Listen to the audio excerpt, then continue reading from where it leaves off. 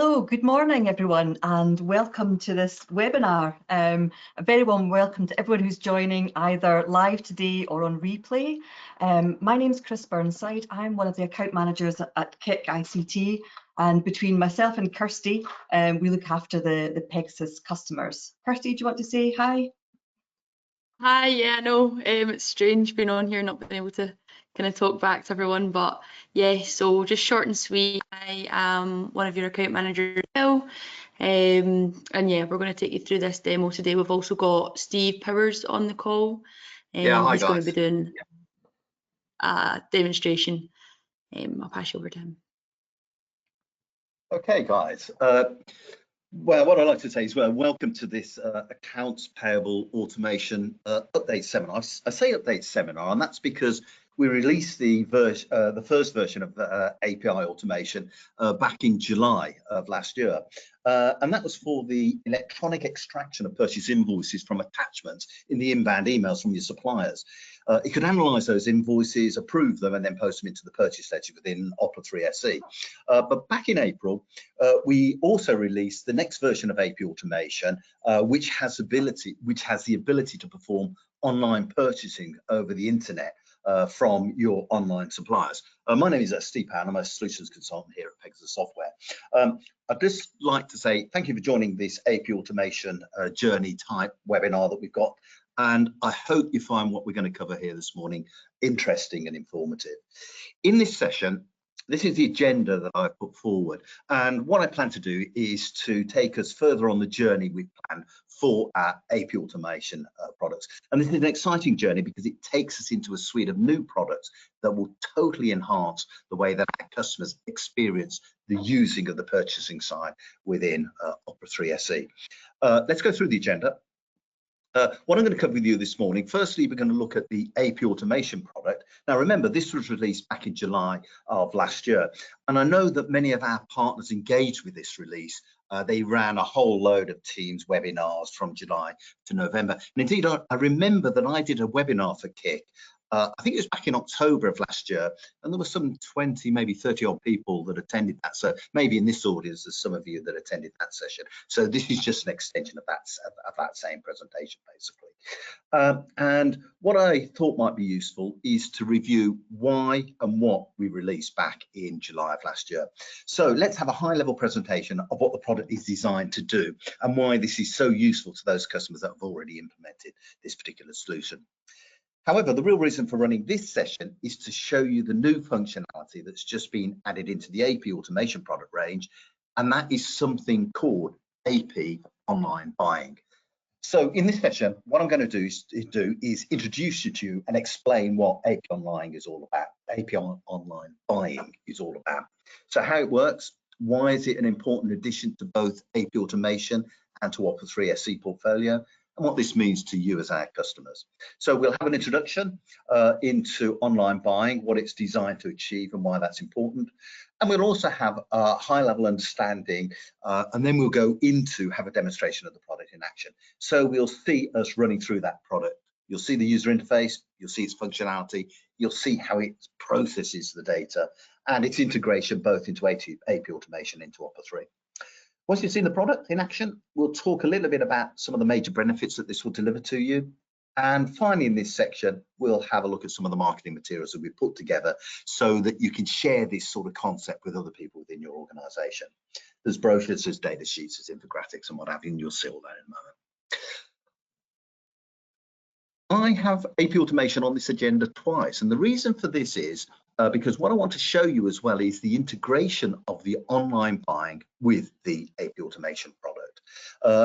I want to go through it. I just want to show you how that works. So it's a nice conclusion to the integration between those two products. And of course, I'll go through the benefits associated with having this in place. The final thing I want to introduce you to is a new product that we're releasing next month, and it's called the Data Connector. This is a tool that will revolutionize the way that you'll look at your Opera 3 SE data. So why don't I give you a brief overview of what that product is all about. Okay, let's get started. Let's have a look at the review of the major features that were introduced into Opera 3 last July, something called Accounts Payable Automation, abbreviated to AP Automation. Now, this is a springboard to a host of features that automates the way in which the purchasing team interacts with their suppliers. And remember, this is in a world where it's estimated that 85% of the inbound business-to-business purchase invoices are sent via email. Using technology, this can help you automate the handling of those invoices, and this can give dramatic improvement to the efficiencies within the finance team within a business. AP Automation is a suite of new tools that has been written to extend the functionality of the purchasing side of Opera 3 SE, which means accounts payable processes are handled digitally using technology rather than the way that you currently do this, which is a very manual process. And it will revolutionize the way the business will process and pay their suppliers. This is a web-based service, and it integrates both the latest OCR technologies and artificial intelligence with the accounting functions provided within Opera 3 SE. Let me describe what AP Automation is designed to achieve. In this first slide, I've laid out how a standard Opera 3 system handles the receipt of a purchase invoice from a supplier. And you'll all recognize this type of data flow. In the existing purchase invoice process, you'll receive some sort of product, some sort of service from a supplier, and they're going to invoice you for it. In most cases, you'll receive an email that will have an attachment, and that attachment will be the purchase invoice for that work. And I guess what you'll do is you'll open up the email, you'll open up the attachment, I don't know, you might even print that attachment and what have you. This is all a manual process. Then I guess what you'll do is you'll look at the invoice to check that it's correct. Now, this could be looking at the invoice, or it could be part of a workflow, in which case you might send it to another colleague or maybe even several colleagues for them to approve that invoice. Now, when you're looking at the invoice, how do you go through and approve it? Well, it depends what type of product or service is being invoiced. So depending on that, might be different people looking at it. A lot of times when you're doing this approval type process, it's probably based upon the value of that invoice as well. If it's a more expensive invoice, you're going to spend more time looking at that to make sure that it's correct. Or it could be a combination of what you're buying and how much it is. Again, this is a manual process where you make the decision as how to proceed with a particular purchase invoice. Once it's been authorized, then you would probably enter that into the purchase ledger within the Opera 3 SE system, and you'd attach that document, the electronic version of that document. Again, that's a manual process. However, once you've posted it into Opera 3, the system will automatically process this invoice. It will update the balance outstanding on the supplier. It will post those figures to the nominal ledger, updating various accounts, the VAT account, and so on. This is handled automatically because the system has been set up so that it knows which accounts need to be updated when a purchase invoice has been entered. Ultimately, you'll need to go through and you'll need to pay that invoice. Now, this is a semi-automatic process because you'll decide which suppliers are to be paid. And I guess that will be based on the due date of the invoice, or maybe some suppliers take preference over other suppliers, possibly because of the importance to your particular business, or simply it's the right time to make that payment. That part of the decision-making process could be manual. But after that, your Opera 3 system will process that payment automatically. It will generate the back payment file, printing the remittance advice, updating the supplier account records, making the relevant nominal journals, and all the other stuff that it needs to go through to update that. But after that, but due to the lack of automation, the entire workflow is more complex and time-consuming as additional processes are required to be performed to make those checks to make sure that that invoice is correct. Okay, so that's what the current system is. What is AP Automation designed to deliver? After implementing an AP Automation system, you will find the workflow simpler, with most processes automated or semi-automated and with less wait times. As you can see from this slide, AP Automation is all about automating the process of handling your supplier purchase invoices. As before, most of your purchase invoices, you'll receive them as an email attachment. But instead of you having to open those emails, the Pegasus AP Automation system will scan your email box for the purchase invoices. It will detect the arrival of these new emails. It will scan the email to identify who the supplier is. The invoice attachment will also be scanned by the built-in OCR and AI systems, i.e. the optical character recognition system will extract out the data, and the artificial intelligence system will analyze that data. And what they're trying to do here is to extract out both the invoice header and the line item data and validate the details of that purchase invoice. It can handle most type of document layouts. So if your suppliers are sending you PDFs, Word documents, Excel, text, maybe even scanned images or HTMLs and what have you, it supports a whole range of different document types when it's doing this scanning. And the scanning will then create an electronic version of that purchase invoice, and it will import that into the system.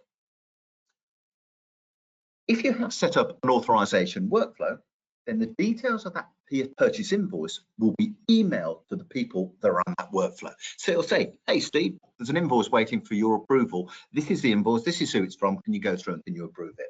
So it tells people that there are invoices awaiting their approval. Once the authorization process has been completed and that purchase invoice has been approved, then it will be automatically posted into the purchase ledger within Opera 3 SE, which will update the supplier's account and make the relevant postings to the nominal ledger. All of this activity is automated with only specific intervention points requiring your input from your team. And as you can see from this flow diagram, it's a highly automated process designed to optimize the whole procedure. And that's exactly what AP automation is designed to do. And we'll go into that a little bit later on in this particular session. Every organization is buying more and more online, but this is totally disconnected and an uncontrolled activity that's distanced from the finance team. This generates a lot of additional work in the AP, the accounts payable team, to process things like expense claims, company credit card reconciliations, and so on. The need to find the invoice, determining who bought what and why, and then coding it up to the nominal ledger. There's a whole lot of associated activity as part of this approval process for this online buying. Online buying delivers 100% visibility and control over all of this indirect spend before it takes place, which is exactly what the purchase team are looking for. Choosing to buy online is fast, it's convenient, and in most cases it's always cheaper, which of course helps budget holders maximize their budget by stopping an unnecessary and maverick spend before it takes place, while putting the finance in total control of this. It just makes sense to implement such a system. Online buying is available to almost all online retailers that have a web store, including the big players out there, the Amazon business and what have you, but it's pretty well for almost all global suppliers. It extends beyond simple tail end spend. And what I mean by that is the 20% of spend that typically goes unmanaged within an organization. This 20% tends to be spread across multiple spend categories via a large number of low value transactions from numerous suppliers, including things like Amazon Business, Lyrico, and those types of suppliers that are offering office products, you know, those indirect costs. But it's much more than that. These suppliers can be any supplier. It includes those direct component suppliers such as RS Components, Screwfix, things that might be required for the business to function and operate, which may be a direct cost to the business as opposed to those cost of sale type items that you might want to purchase. And we can see that we're on we're on the trajectory whereby over the coming years, less than 5% of vendors will have the only offline capability.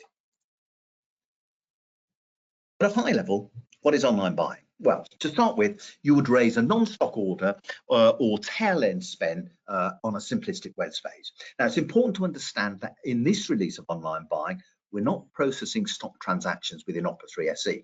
That will come in the next AP release, where we'll have purchase orders fully integrated into Opera 3 SE. Buy from any online retailer. Most of our customers will have a library of online vendors you are already dealing with or have dealt with in the past. But what they're looking to do is to simplify this process. So you need to look at how you work with these vendors. Do you pay on credit card, or do they send you an invoice that ships through later on?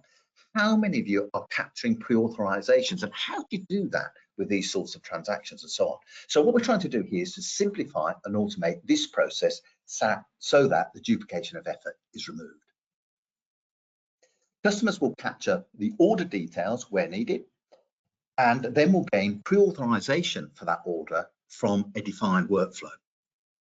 This therefore removes the duplication of data and data entry issues. And of course, the need for multiple manual systems to control this simple task. They can now all be removed. So what's the process?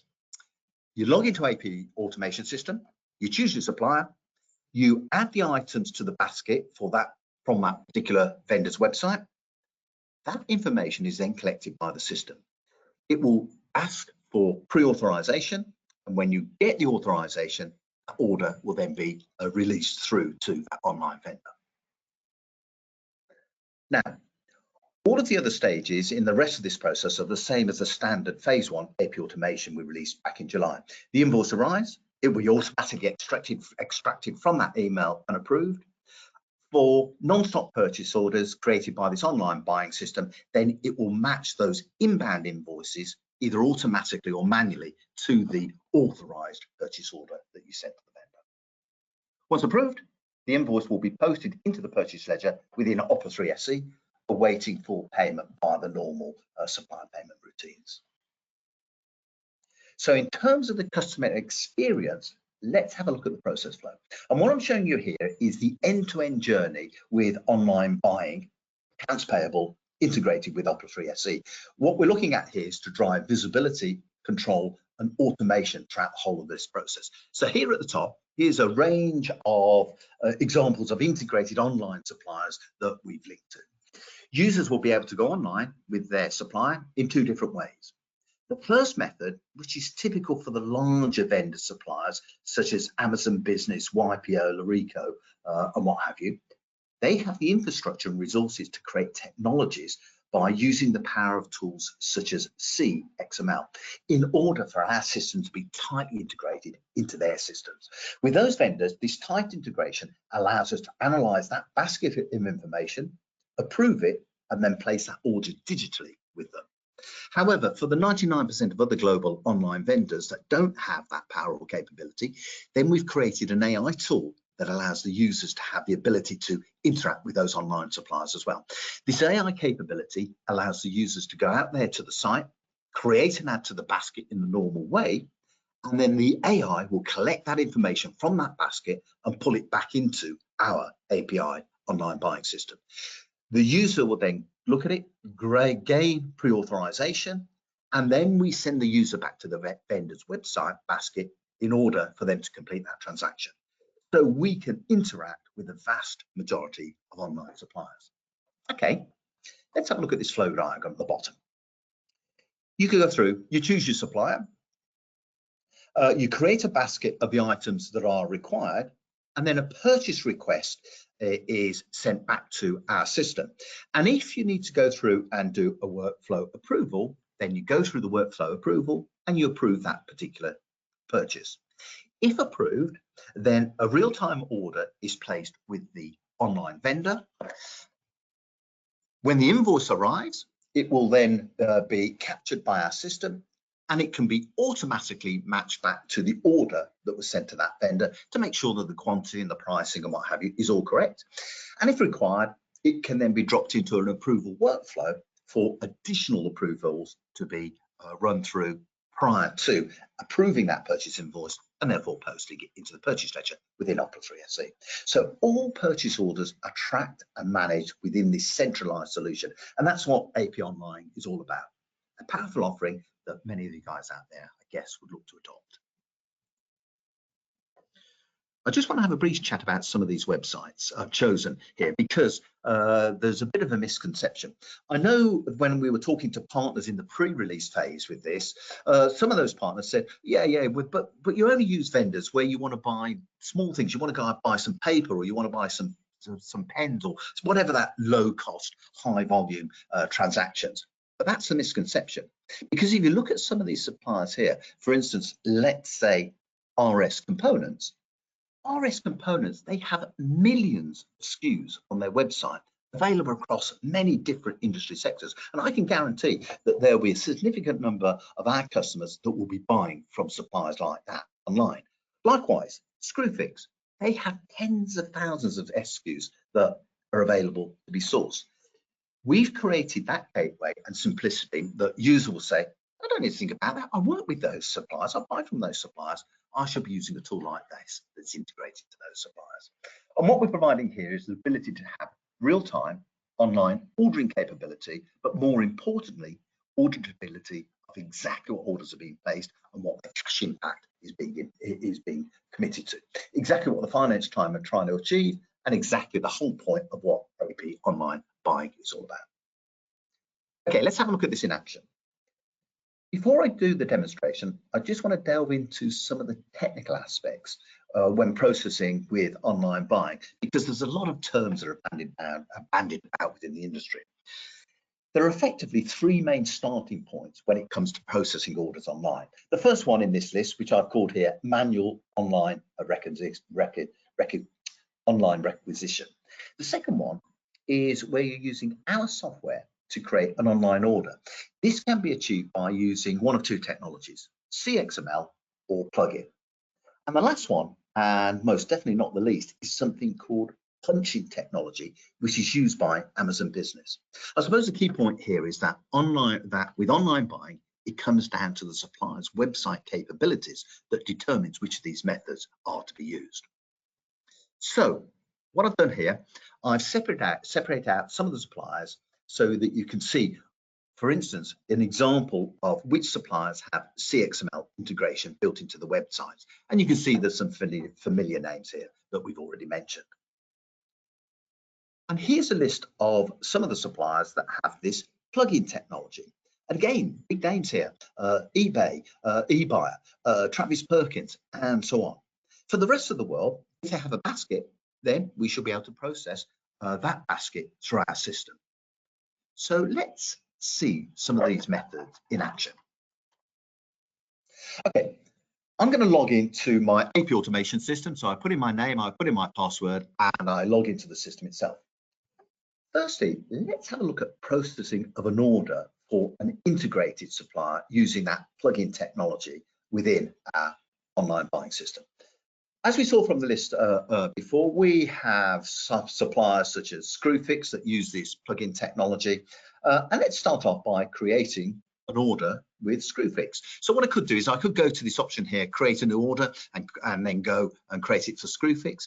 However, if I deal with Screwfix regularly, then I can start to put these recommended suppliers down here. And in which case, if I just select Screwfix from this list down here, it takes me straight through to the Screwfix website. So here we go. I'm on the Screwfix website, their home screen. And what am I going to do here? Okay, what am I going to buy? Well, let's say we need to buy some tools. So I go into tools and I have a look at the tools here. Yeah, this is their website. Yeah, maybe we need some of these power tools. So let's have a look at some of these power tools. Yeah, okay, we got a whole load of drills here. This one is the Milwaukee M18. 25% discount, so it's about 150 quid. That looks pretty good. That's on there. Let's go through and add that to my basket. Okay, so we've got that on our basket. And as always with these websites, it then offers you related products. Okay, so you bought a drill. Are you interested in drill bits? Well, I don't know. Let's have a look. We've got these drill bits here. Oh, they're the same manufacturer, Milwaukee, 34 quid. Yeah, that looks okay. So we've got the details here. Let's go through and let's add that for delivery as well. Okay, what do you want to check? What do you want to do now? Do you want to check out or do you want to continue shopping? Okay, well, I bought a drill and I bought some drill bits. Let's check out now. Okay, so yeah, notice our system has now interceded here. What it's telling you, yeah, you're on the Screwfix website. However, you've just created a purchase requisition. So what do we want to do? Well, let's create that purchase requisition, take the information from the Screwfix website and bring it into our online buying system. And that's what it's just done. So what we can see here, it's created a requisition, and we can see here, yeah, there's the requisition number 53. Okay, who's this requisition from? The requisition is from Screwfix. Yeah, okay, what layout is it using? Yeah, what was the date that it was created? And all that sort of information at the top. So we've now got a requisition in our system, in our online buying system. And here we can see the details. Yeah, we've got a drill. It's 124 quid or so. We've got some of these drill bits, 29 quid. We've got the reference number that's on the Screwfix website, the description, the pricing and what have you.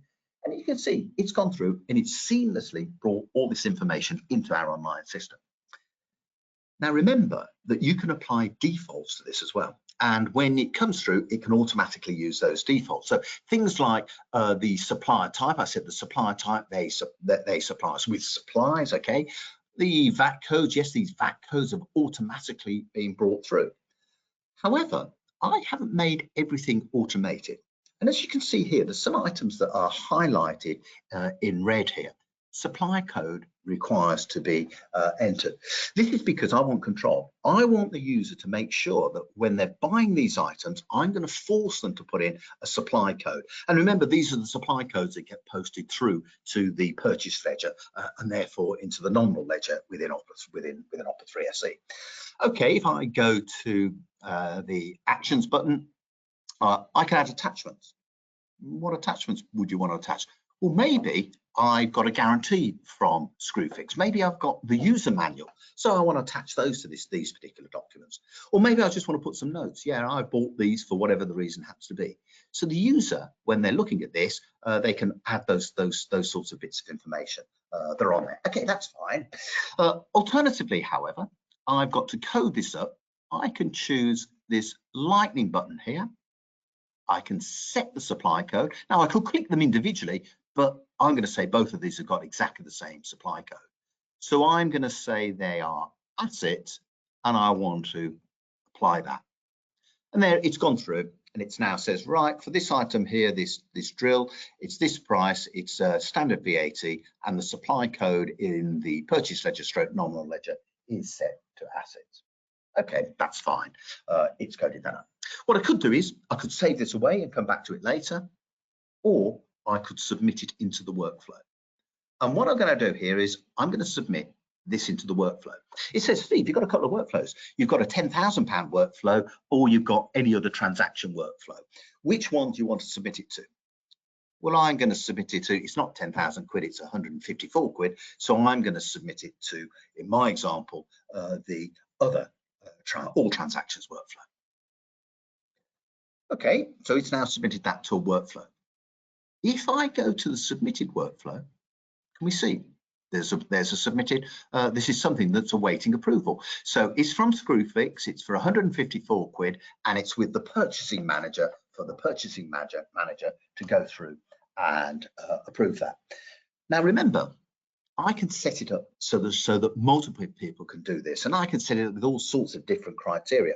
So for instance, if somebody was buying a supply code that was assets, for instance, then it might need to go to Anne to approve it. If I was using a supply code that was, say, materials, and it was less than 100 quid, then it might go to Julian. If it was materials, but it was more than 100 quid, then it might go to Julian first of all, and then I might send it to be approved by Bob, because Bob can approve higher values. You just configure it the way that you need to do these approvals within the system. However, in my particular system here, I've got it simple. It is just the manager that needs to go through and approve it. Okay, so let's have a look at the waiting approvals. I've logged in as a manager. I can see we've got a Screwfix order for 154 quid that's waiting for my approval. Why would I go to the awaiting approval? Well, what the system would do is it will send me an email. Steve, you're on the approval list. You've got an order that needs to be approved from Screwfix. Can you please go into the system and approve it? Okay, well, I'm going to approve it. Let's have a look at this order. There's Screwfix. Who's it to? Yeah, it's Screwfix. It's on that date. It's for the drill and what have you. It's all being coded up within here. So yes, this is looking okay. I could go on to the actions button and I could look at any attachments, any notes that's been put on there. That looks okay. I could look at the documents and timeline. Yeah, it was raised by Anthony for 154 quid. It's with me because I'm the next approver. If I approve it, then what happens to it? Well, it doesn't go to anybody else. It goes straight to the supplier. So the order will be sent through to Screwfix. If I approve it, then Screwfix will get a copy of this particular approved order. Okay, let me go back to my grid. Let's go through and let's approve this order. Okay, so I'm going to approve that. Yeah, I'm happy with that. Now, if I look at the approved tray, here we can see it. Screwfix order for Screwfix for 154 quid has been approved. Notice, however, there's a red triangle at the end. This order has been approved, but you haven't sent it to Screwfix yet. Click here to resolve it. So in other words, yeah, I've approved it, but Screwfix don't know about that. So what I can do is I could go into this order, and off the actions button, I now have an option, issue to supplier. Yeah, that's approved, issue it to the supplier. Send it to Screwfix. And what it does is it now takes me back to the Screwfix website. And here we go. And it splits the screen to say, here's the Screwfix website, but here's your order validation. Yeah, you've got approval for the drill. You've got approval for the drill bits that's on there. And if I scroll down the website, I can continue to the payout. So in other words, what I've done is it said, yeah, this is approved. Do you want to pay it? Yeah, we want to pay it. In which case, if I've got a credit card, I'll put it on the credit card. Or if they're going to invoice me, then I'd say that invoice me. But what it's allowed me to do is to approve that on the Screwfix website. Okay, that's great. So that's one method of doing it. Let's go to the Amazon Business website. So I'm going to Amazon Business, and here we go. Let's have a look at Amazon Business. Yeah, here's their homepage. It knows I've logged in because this is using CXML, so there's much more integration between our software and their website. And it says, hello, Anthony, welcome back. What do you want to buy from us today? Okay, so I'm going to go into here, and I think what I'm going to do is let's buy some paper. Yeah, we've got some of this office paper. Yeah, I'm going to add that to my basket. Okay, that's cool. So we got the paper. What else you want to buy from Amazon? Let's have a look at some of their toner cartridges. Yeah, we need some toner cartridges. Yeah, let's get those. So I'm adding those to it. What else? The phone doesn't work. We've got a mobile phone that's in dispatch and it's broken.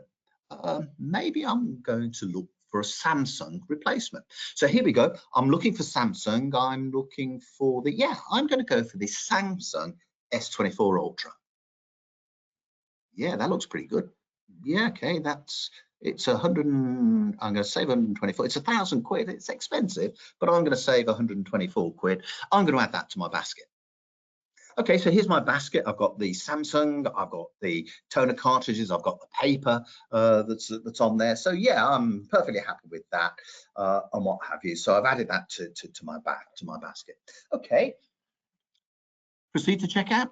Yeah, let's go to the checkout. Okay, so it's showing me what's your chosen payment method and what have you. Do you use credit card or do you pay by invoice that's on there? And I can choose my chosen payment method. Okay, yeah, I'm happy to use this payment method here. Okay, this order requires approval. So on their website, they know I've got this. Yes, I want to pay for it. I'm giving them my credit card. No, you can't give us your credit card. This needs to be approved before we're happy to go through and a process. So what I'm going to do is I'm going to submit this order for approval. Okay, there's the order. It's for 1,300 odd quid. Submit that for approval. Yes, please. Okay, it's sending your cart to your procurement system. And what it's doing here is it's now sent that back into our AP online buying system. So here we can see there's the requisition number 54 from Amazon Business on this date, and it's for 20 quid's worth of paper, 30 quid's worth of toner cartridges, and 1,000 quid's worth of mobile phone that's on there. So I can see the supplier, I can see the lines that are on there as well. And if we had, well, it's added shipping as well. So when I went through, they said, well, there's a shipping charge for some of these of £4 and what have you, and it's added that to the line as well. Okay, notice there's no red marks here. Now, the reason for that is I deal with Amazon all the time, so I know who Amazon are. I know how I want to categorize that, so I know the analysis into the purchase ledger and into the nominal ledger. I know the VAT codes are applicable here and what have you. So I've made it fully automatic. But equally, I might make it semi-automatic as I did with that buy from Screwfix, or I might make it totally manual. You've got to enter all this information yourself. But I'm happy with this, so I'm going to go through and I'm going to submit it to my workflow. Which one? Yeah, I'm going to submit it to that workflow there. And what we're seeing here is we've gone through, we've submitted it to the workflow, and we can see submitted. If I go to the submitted tray, then I can see, here we go, Amazon, £1,000. It's with the purchase manager to go through and approve. Okay, I guess we might want 2 levels of approval if it's over £1,000, but I've just set it to be nice and simple. Okay, let's drill down into this transaction. Okay, I can see that it's Amazon Business. It's got the various details here. So yeah, I'm looking at that. We could look at the documents and timeline and see how it got here. But I'm going to go through and I'm going to approve this. Do you want to approve it with comment? Yeah. What comment do you want to add? Well, I'm going to go through and I'm going to say, all okay, we required a business phone, so I recognise as £1,000 for a business phone, but that's fine by me, and I'm putting a note to say that's fine by me, and I'm therefore going to approve that. Notice it's no longer in this waiting approval. Well, it's not. It's been approved. So if you go into this approve box, we can see, there you go, Amazon Business, £1,000, and what have you. And notice it doesn't have that warning triangle. And the reason for that is if I click on here, well, why isn't it warning me I've got to send it to Amazon? Because it has this CXML integration. It says this order was successfully issued electronically through to Amazon on whatever date and whatever time it's on there. So you can see there's different types of integration. If I use Screwfix, I have to confirm it on the Screwfix site once it's been approved. But with these CXML sites, it just, once you approve it, it automatically sends it straight off to Amazon for approval. And if I go into this document and I have a look at the documents and timeline, I can see, yeah, Anthony raised it, the purchasing manager approved it, put some notes on it to say that it was fine to buy the phone, and then it was submitted through to the supplier. And that's the purchase order that I went through and sent through to the supplier for that particular item. And that is example of online buying with the approval process that's on there. Okay, now that you see how online buying works, let's take one step further and see how this seamlessly flows into the accounts payable automation part of the process. At the beginning of this presentation, we outlined how the standard purchase invoices operates with most businesses. And remember, this is where it's estimated that in the UK, 85% of purchase invoices are sent via email to the people that are buying it. So let's process a purchase invoice that, say, we received from Amazon through the system a moment ago.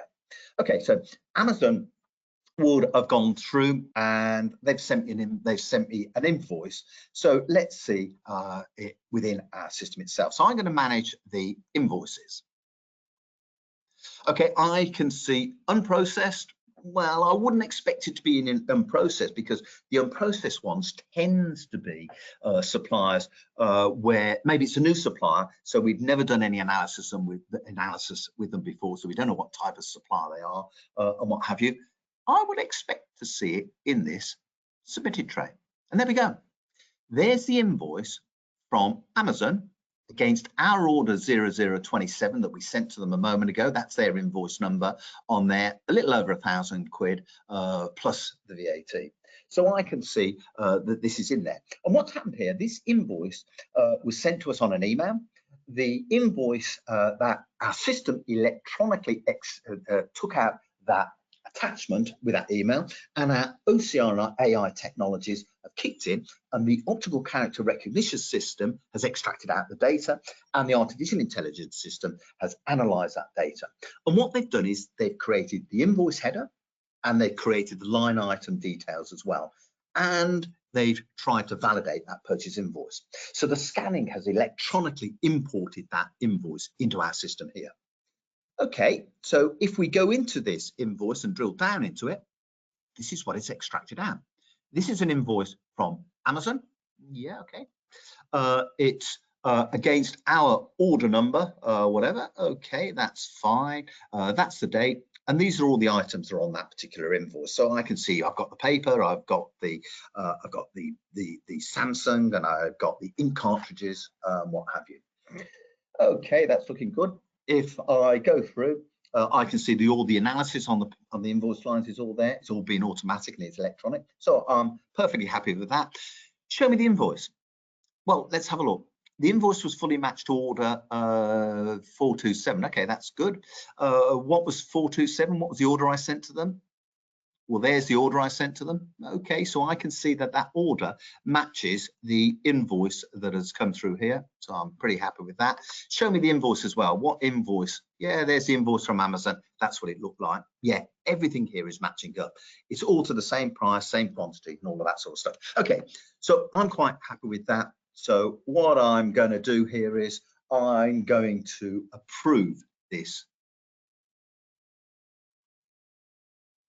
Okay, so you've now approved that particular invoice. So you can see it's nice and quick. When I raise the order, I approve it, the order, send the order to Amazon, they send me the invoice. My approve of the invoice can be really quick because everything was already pre-approved. And if we look at the approved one there, we can see it's now sitting approved, and I can see it's whirring away. And in about 30 seconds or so, that whirring's disappeared. What that whirring was showing you is it's now just posted that invoice into the purchase ledger onto Amazon's account. Okay, that's what AP automation is about. Okay, let's go through and let's have a bit of a discussion of the benefits here. So let me just summarize the benefits of online buying we'll deliver to you as part of the accounts payable solution we've been discussing so far in this session. In a recent survey from Goldman Sachs, it was identified that 76% of suppliers by 2025 will drop their offline catalogues. This is a very high proportion of the suppliers that are going to be transactions with their customers online only. And this is probably going to be the most popular vendors that we saw on some of the slides I showed you earlier in this presentation. So what do you do? As a customer of those vendors, do you want to get ahead of that curve? Because we can see exactly where this marketplace is going. Getting ahead of the curve will set you apart from your competitors because, as you can see, many of the customers are looking at this sort of solution to help them control this sort of expenditure within their finance systems. If you have full control of your purchasing, then this end-to-end approach will become an important competitive advantage. Visibility of cost commitments across the whole business. This is always going to be a key driver for finance teams. With people transacting online with websites, calling and emailing suppliers, all of this is currently disjointed. Finance won't know about these purchases until the purchase arrives. And it's a very common pain point that is solved by implementing this sort of solution, i.e. it's auditable compliance with every transaction and it's all visible. Customers will see an increase in controls of what is actually being purchased because those dynamic approval workflows are used to create the requisitions. If you don't approve it, the requisition doesn't get created. If you do approve it, and the requisition then gets sent through to the supplier. But what we do is we have visibility of those costs that are committed through this particular process. Time in processing a purchase invoice is improved with the automatic reconciliation because you have approved purchase orders, the purchase invoice comes in, you simply need to match the two together. And if you want to do additional approvals, then it's all under your control. You can do that. However, it might be that a purchase invoice are only sent for approval if there's a discrepancy between the purchase order. And what I mean by that is maybe the purchase invoice comes in and it's a higher value than the purchase order. Yeah, I need to go and look at that because the pricing is different. Well, hang on, they haven't delivered everything and what have you. The order says we wanted 50, but they've only invoiced me 25. All of those sorts of discrepancies can be picked up, and in which case, those are the only invoices you might need to go and look at because the rest of them are already pre-approved. When using online buying, the matching rate increases dramatically. And the reason for this is that you're no longer relying on the user to type in what they're buying. They're not typing in, I want a Milwaukee drill. What they're doing is they're selecting it from the basket. So the coding of it is always going to be the same because it's what Amazon put on their website and it's what the invoice from Amazon will say when it comes into our system. So the order and the invoice will match. It's just going to happen because of the way that the system will work. Increase. We know that both AP automation with the addition of online buying will drive cost savings within your finance teams. We know that because many of the customers maybe have one or two people working in finance and maybe somebody else that's approving the purchase orders. You now have the capability to give many people in your organization to go through and request these purchase orders. They go online for the purchase, they buy what they think they need, then it comes back to the finance team to approve it. Once it's approved, then it goes back for delivery. It's controlled, and there's the real benefits you'll see from controlling of that sort of process. Okay, let me just summarize. Online buying. You can raise a requisition, either new or duplicating a previous purchase, buying from any supplier's website and approve that requisition. AP automation, automated purchase invoice capture and reconciliation against that purchase order. Automated approvals, automated approval of the purchase invoice based upon predefined workflows, together with email notification reminders to prompt approvers to approve outstanding invoices that are in their name. Update Opera 3 SE.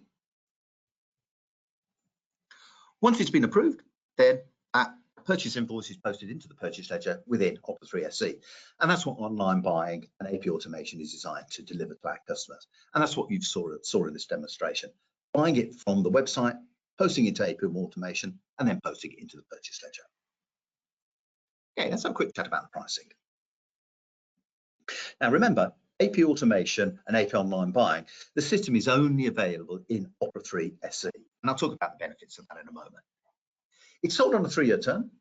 So you can see here the online buying, 3-year term, 5 vendors, it comes with five vendors on there.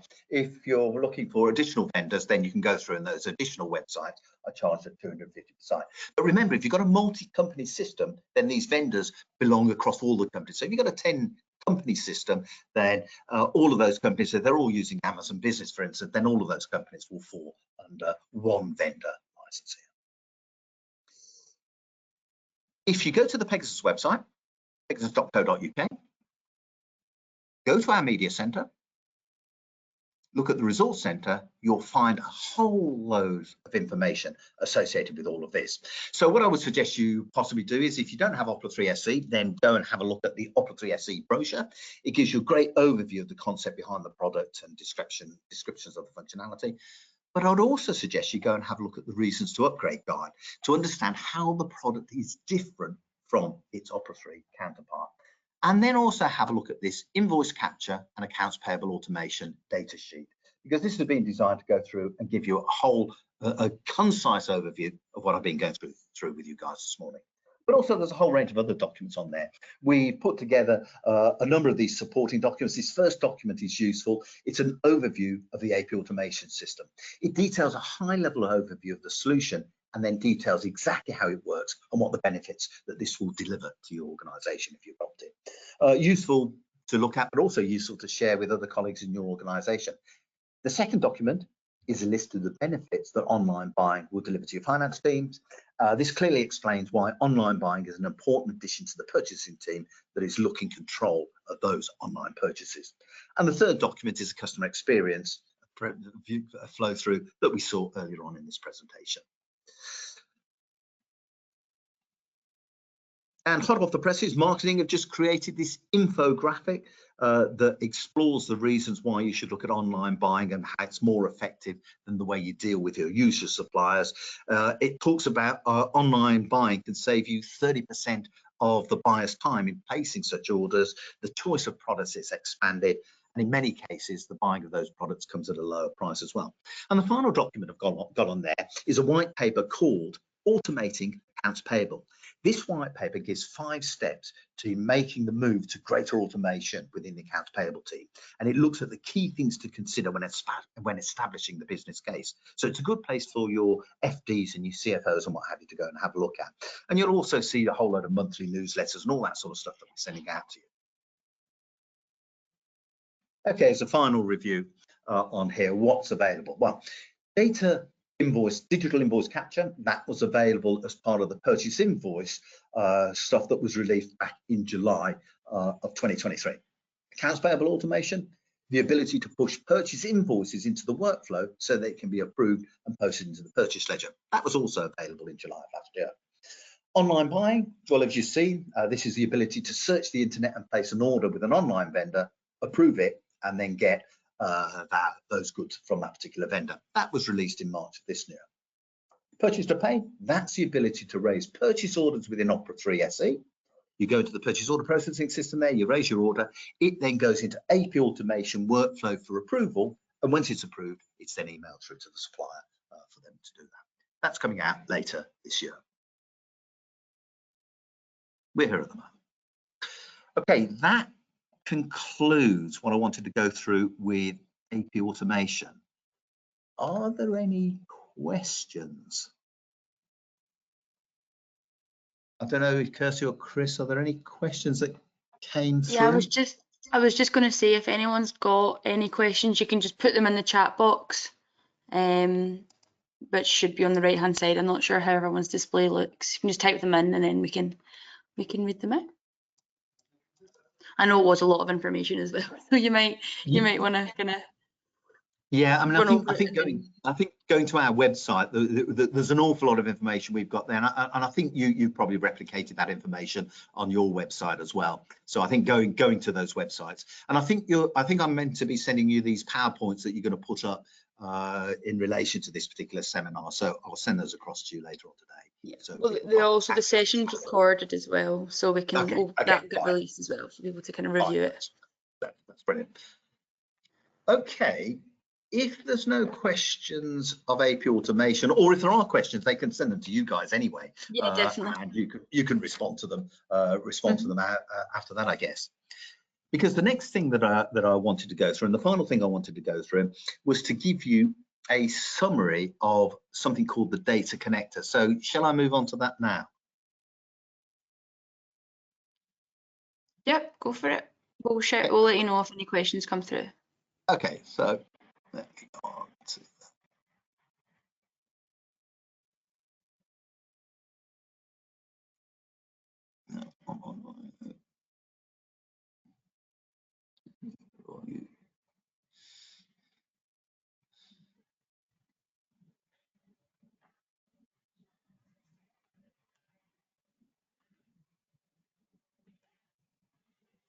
okay. Right, so hopefully you can see this second presentation that I've got in there. Yep. Okay, so in this next short webinar session, I'm going to introduce you to something new going into Opera 3 SE, and it's called the Pegasus Data Connector. So I hope you, again, find this information that I'm about to share with you in this next section. I hope you find it thought-provoking and encourage you to explore some of the opportunities that this might bring to you when you want to analyze your company's data. Okay. For Opera 3 SE, there's a requirement to offer a fast, secure, and direct access to the Opera 3 SE data while maintaining the secure environment that's all been designed in.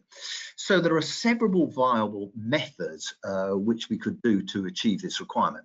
And a number of technological investigations were carried out to decide what would offer the best customer and partner experience in this.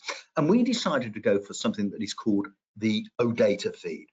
And because we looked at that, and the reason we chose that is that it is our preferred method of accessing and extracting the data in an efficient and effective manner from Opera 3 SE. So what is OData? Now here comes the technical bit. OData stands for Open Data Protocol and is an ISO IEC approved OASIS standard that defines the best set of practices for building and consuming REST APIs and can actually be seen as enhancement to these REST APIs. It enables the creation of a REST-based service which allows resources to be identified using URL. Enough of that. Put simply, OData stands for Open Data Protocol, which allows data to be extracted from many different data sources and analyzed by a host of other tools, including things such as Excel, Power BI, and what have you, to name a few. OData, the OData consumer sends a request to the server in the form of a URL. The consumer will then receive a response a response to that request in the form of data, which is exposed so that you can manipulate it in many different ways. That's it in a nutshell. Now, those of you in the audience that are more computer techy will no doubt shoot me down for that particular summary. Okay, fair enough. However, if you do want more information, go to this website. Because on this website, it's designed specifically to explain what OData is. It's fairly technical, but it gives you some useful descriptions, blogs, and links to many of the pieces of information on OData. But I think my definition there stands well. Okay, where does this fit into Opera 3 SE? Now, some of you might have seen this flow diagram before because it was created to show the design of Opera 3 SE and how it's different from its Opera 3 counterpart. And it was discussed at many meetings, both from Pegasus and our Pegasus partners, when we went through and we released Opera 3 SE to our Opera 3 customers. And that's because the design of Opera 3 SE is quite different to its Opera 3 counterpart. So I think it's worth taking a quick look at the design and architecture of SE and then see where the data connector fits into this model. Okay, so what is it? Opera 3 SE is a standard client-server type model. The client consists of two items. It consists of the executable and it consists of the communication layer. The executable uses the existing Opera 3 source code and in its user interface runs and looks just like Opera 3 today. In other words, it continues to use VFP, and therefore the client remains substantially the same from a customer's perspective, which means that existing Opera 3 customers can migrate to Opera 3 SE, take advantage of this 64-bit operating system that we have over here on the server side of the application, whilst still using the interface that they're currently used to. This communication layer is a small C#.NET component that allows the 32-bit client to talk to the Opera SE service here within the system itself. So all requests for data retrieval from the client are sent through this process, ask the server, the service for that information, and then it's channeled back to the client via that.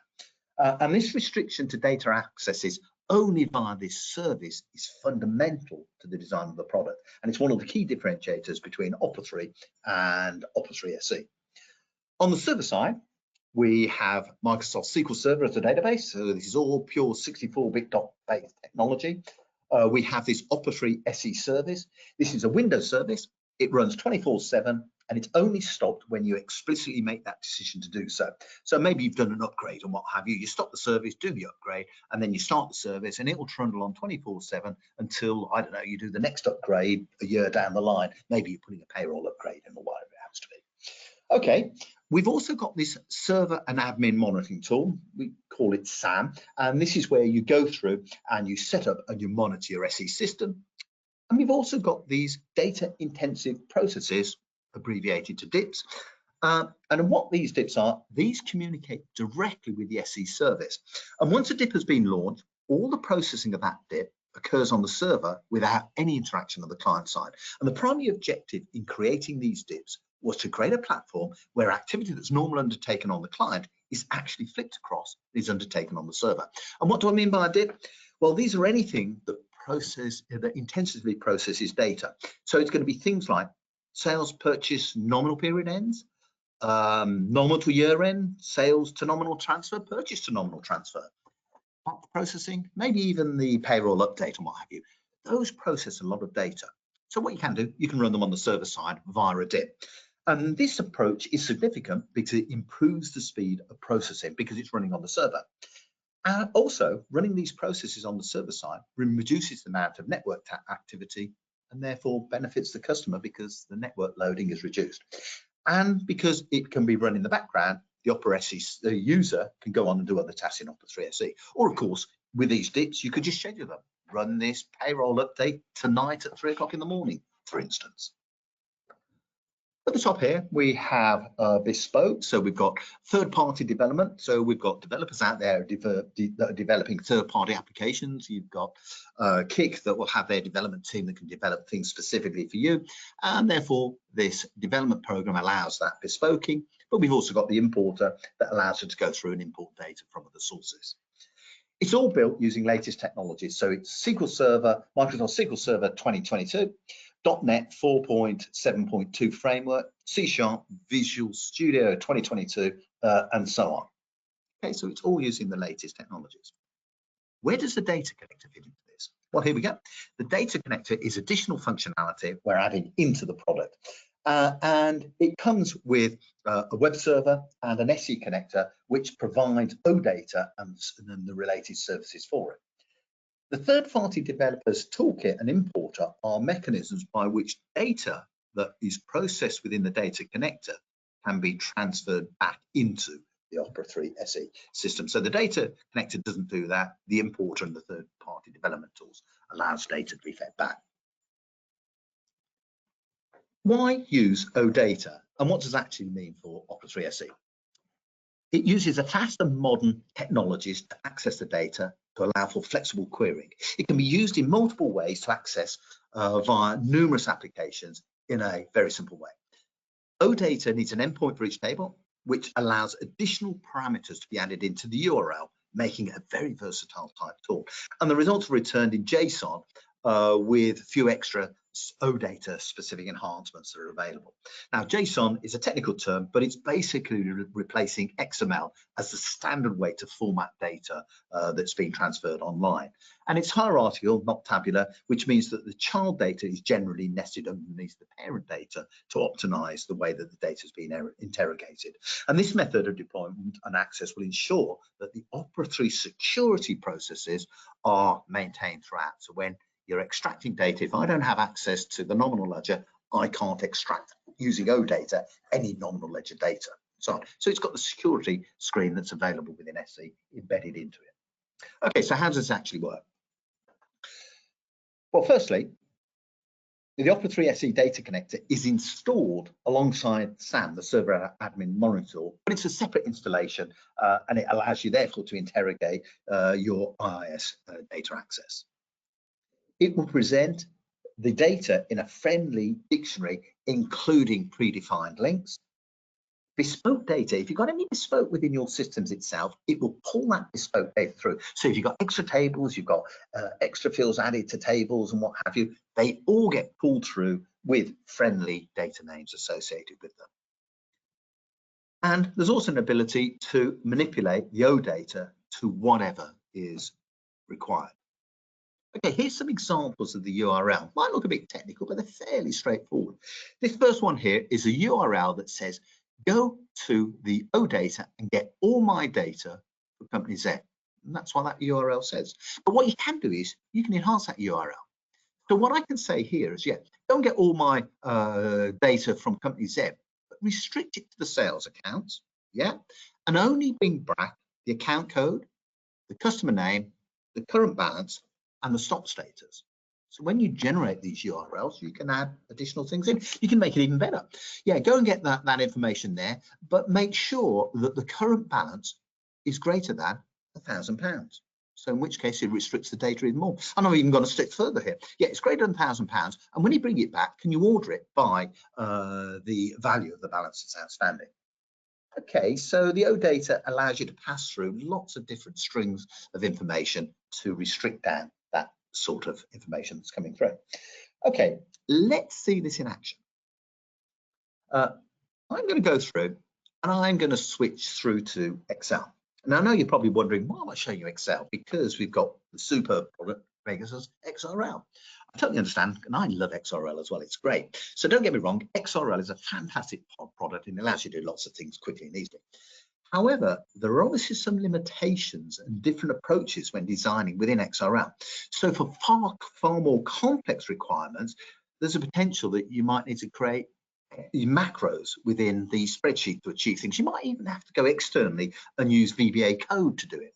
And of course, it can be done, but it's a bit more complex.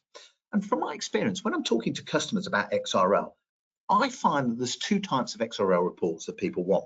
The first type is, I want a pretty report. I want it to look aesthetically pleasing, and I want to have, you know, buttons and KPIs and things like that that I want to look at.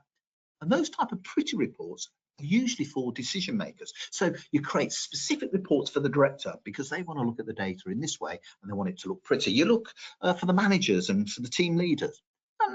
And I have to say, yeah, XRL is superb at that. But you also get other people. And what they want is, I just want to have a look at transactional data. I just want a list of all these data that's been posted into the nominal ledger in the last month, for instance. And yes, XRL is great at that. But there is a problem with XRL. Maybe I need to refresh the data because before I process it, yeah, I'm at the end of the month, but it's got last month's data. I don't want last month's data. I want to refresh it. I want to get this month's data. Well, okay, as an XRL user, you could potentially do that. You might have some VBA code to do it, to force the refresh, but you have to be an XRL user to do it. So you've got to be logged into XRL so that you can do the data refresh. If you're using the data connector, you don't have to log into it at all. The data connector, if you've got access to the data connector, you can do all of this within there. So let me show you the power of the data connector and what it will bring to your XRL tables. I'm going to use XRL, and the reason I want to use XRL is that it's a simple reporting tool, and all of us know XRL. But I can use any reporting tool that supports OData, and there's hundreds of, if not thousands of them out there. But let's start off with XRL. Okay, so what I'm going to do here is I'm going to go to cell B2. Okay, I'm going to go to the data tab. I'm going to get some data, and I'm going to get some data from other sources, and I'm going to get them from an OData feed. Okay, so there we go. That's how I can get into OData. Okay, so you want the OData feed. Give me a URL. What I'm going to do is I'm going to hop back into that document that I had a moment ago, my PowerPoint. I'm going to copy that and I'm going to paste it into here and say OK. Notice what it's done. It's gone into the SE data and it's pulled back the SE data. Now I've got a demo system here, so it's gone back and it's brought in a subset of the tables. If you've got the live system, you'll get all of the tables, but notice their friendly names: sales account, sales debtors, histories, sales lookups, sales transactions. It all comes back with names that you will understand that's on here. Okay, so let's keep this simple. Let's go into sales accounts. And what it does here, it gives me a preview of the data that's in sales accounts, and I can see, yeah, I've got the account, I've got the various other details that are on there. So there's the preview of the data for the sales accounts. I could transform that data, and this allows me to use things like Power Query Editor to go through and add maybe additional columns, relate fields together, pull in other data and what have you. So it's a very powerful tool, but I'm not going to do that. I'm just going to load this data.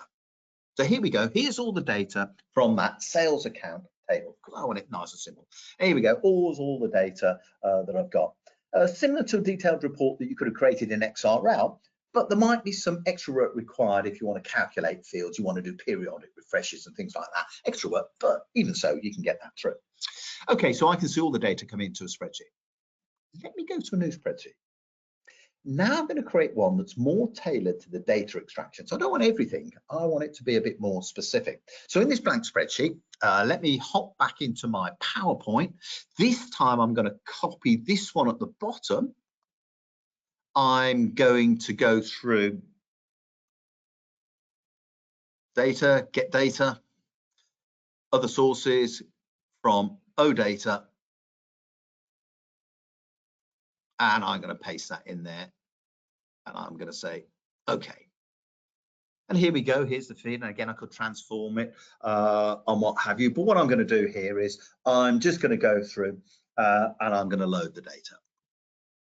There we go. We get 4 fields that I've got, but it's restricted to those that have a current balance that's over £1,000, and it's gone through and it's put it in order. So the one which has the greatest balance outstanding is at the top, so 62,000, and the one at the bottom is the lowest value of 1,200 odd quid. What I could do is I could go through and I could change this and I could say, yes, show this as money. So I've selected that column, convert it to money. That's okay. That now looks that looks great. That's in there. As I say, I could go through and I could change various other things that are on here, but this is allowing me to go through and look at that data, extract it out, and restrict and reduce down. Okay, let's go into table design. Okay, so I've got table design up here. What are you going to do? I'm going to go into this refresh option and change my connection properties. Okay, so what do you want to do? Well, when this data comes in, I want to refresh this data when you open the file. Well, that makes sense. If I open the file, I want the latest data. I don't want any old data. I want the latest data. Okay, brilliant. Refresh, and at the moment, the default is to refresh every 60 minutes. No, I don't want that. I want to have a refresh. I want it to refresh every minute. Okay, so there we go. There's the data. Numerics look good. It looks like normal currency. It's going to refresh every minute or so. Okay, that's fine. Let me load up Opera 3 SE. Let me put it side by side with my spreadsheet, and let me go into sales processing. So what I'm going to do here is I'm going to go into sales processing. I'm going to find, let's list out, I'm going to find Anderson Car Factors, and I'm going to go through and I'm going to post an invoice to Anderson Car Factors, invoice number whatever. Yeah, that's okay. Right, I'm going to put it to lease accessories to, I'm going to put it as a 2,400 quid, and I'm going to post that. Okay, so we've gone through and we've posted that through, and let's look here. Oh, here we go.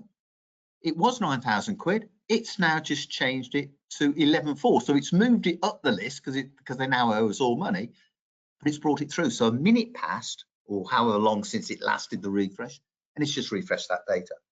So as you can start to see here, it kicks through and it allows us to build these sorts of refreshes in, because that's what you can do with the OData resources that we've got here. Now remember, it's also respecting the security model that's been created for Opera 3. So the Opera 3 permissions, if the Opera 3 permission says, Steve, you don't have access to the payroll, I don't get any data from the payroll. If it says you have access to the sales data, well, then I can get to the sales data and I can get the data that I have access to here. So you can start to see a little bit of the power that's within the OData using Excel. Okay, is that it? No, let me just show you another example. I'm going to use probably one of the most used tools that are out there for people that want to go through and create dashboards and reporting and what have you. And this is called Microsoft's Power BI. Okay, it's one of the useful tools that are out there, but there's a whole range of others. But lots of you might have heard of Microsoft Power BI. So here we go. I've launched Microsoft Power BI, and let's go through and let's go into and get data. Okay, where's you going to get the data from? Well, there's a whole load of different things it links into. So what I'm going to type is I'm going to type in OData here. Okay, there's the OData, and I'm going to connect to the OData feed. And I'm going to put in the list here, go and get all the data from company Z that's on there. Okay, here's all the tables that you've got for company Z. Which tables do you want to get the data from? What I'm going to do, as I did before, I'm going to get it from the sales account. Okay, I'll get it from the debtors, I'll get it from the sales lookups and the transactions. Okay, that's brilliant. So I've got each of the data there. Right. Okay, let's go through and let's load that data. And here we go, it's going through, it's loading all that data, and now it's got all that data into Power BI. And what I can do now is, now in Power BI, I can go through and I can create all sorts of analysis of that data that's on there. Now, I'm not going to teach you how to use Power BI. That's not the purpose of this session. What I'm going to do is I'm going to show you some examples that we've created. So here we go. Here's an example of a dashboard we've created from that data that we've just imported from Company Z. And here you go, nice little dashboard. It's got options on here, create alert. So on my dashboard, I can create an alert. If an account goes above its credit limit, tell me this. If something else happens, tell me that. So we can create various alerts on the system. If something happens, it will then alert me that something's happened on there. Okay, that's great. It also has the ability to do that automatic data refresh. So you saw I could get it to refresh this data every minute or what have you. I've actually set it on this one to do it every 24 hours. Okay, if I go into this sales region, it's interactive. So here, for instance, I can see the total revenue across all my region is 14 million and whatever else it's got on there. But I could select it. What? Well, I'm going to select Germany. Okay. Notice everything refreshes because I'm not asking for all my sales territories. I'm asking for one of my sales territories. So it's now Germany is 3.7 million is the revenue from that German one. Okay, that's fine. That's fine. Okay, let's return it back to what it was. Okay, so we've got that. We can change the views. So here I've got this view here for total sales where it's showing me in these sort of boxes year by year. But if I change it, I want to see it in that sort of view. So it allows you to go through and change these views and have multiple different views that are on there. And this is all part of the design for this particular dashboard that we've got. Okay, if I tick 2022, total sales for 2022, don't show me all of the sales across all the periods, just show me those sales for 2022. And there you go, that's where they were. That's the 5 million, 5.1 million and what have you, and various other bits and pieces that are in there. So again, you can make these dashboards as interactive as you want them to be. It's how you design and set these particular dashboards up. Okay, we've got a filter. So we can go through these filters. I want to filter by year. So I've got a box where I can put this in. Do you want to filter by year? Do you want to filter by month? Do you want to filter by territory? And I can go through and I can select these. Yeah, I want to filter 2024 or whatever else it happens to be. So I can make it interactive in that. So ask me questions and I can go through and have that dashboard that's doing that. Okay, that's fair enough. That looks quite good. Let me go to my territory sales dashboard. Now, here we go. Slightly different look. It's got different filters. It's got year posted and what have you, month posted as well. So it's got various things on there. What I've also created, however, is a commission calculator. And what this does is this looks at each sales transaction posted and it calculates the territory. And in my example, my territory, and in the Opera 3 SE demo data, the territory is a salesperson's name. So what I've done is I've said for every sale, 2.5% commission of the invoice value is to be paid to that territory. Okay, so my commission, here's my sales commission that I can see here. I can see the employee ref. I can see the total of the commissions on there. And if I go through and say, I don't want it for totally, I want it for period 3 in 2024. And here I can see sales rep 3020 has £509.86. Salesperson 3018 has whatever else it happens to be. So what we've got here is I'm doing calculations of potential commission that might be payable through to these people. Okay, fine, that's good. What are you going to do with that? Well, what I can do is I can go through and I can export that data. So in this grid, I'm going to export that data as a CSV file. So here we go. Those are the reps. Those are a pay code. What's that pay code? Well, I know the commission pay code in the payroll is A004. However, it's come through and it says, well, yeah, well, that's the commission. That's 2.5% of all the sales invoices that have gone through in period 3 in 2024. Okay, brilliant. So what?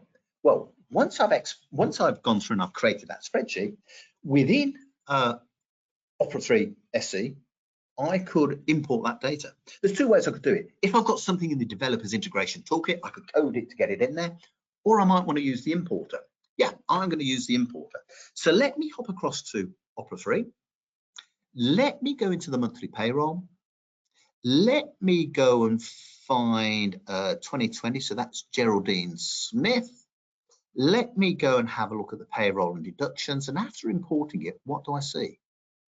For the commission, £509.86 commission has been imported from my Power BI chart that was out there. So from that dashboard, it's done some calculations and I've imported that data back into the payroll that's on there. Okay, now I understand it's a very simple example that's on there, but hopefully you can get a high level understanding of what the Opera 3 SC Data Connector is designed to provide to our customers.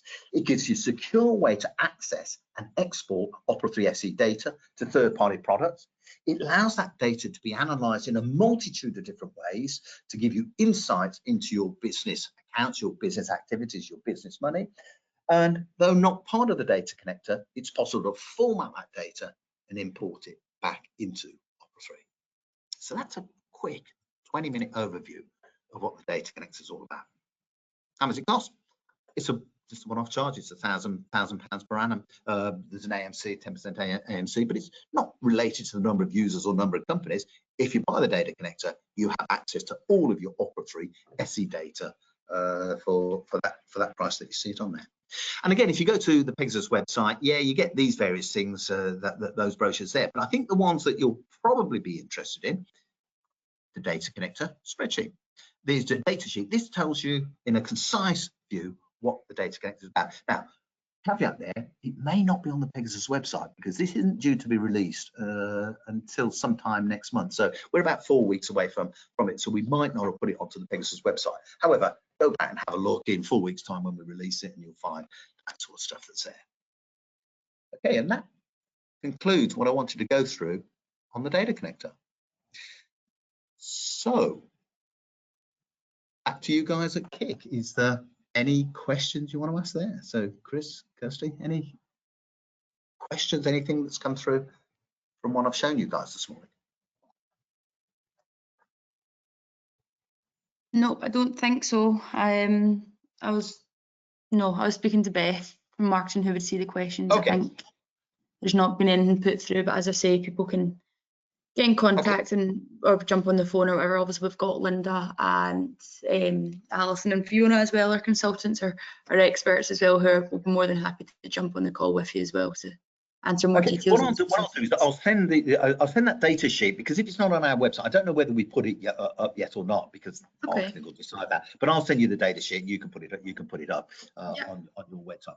The only caveat there is you might want to then replace it in a month's time, because marketing might make some changes to it and what have you.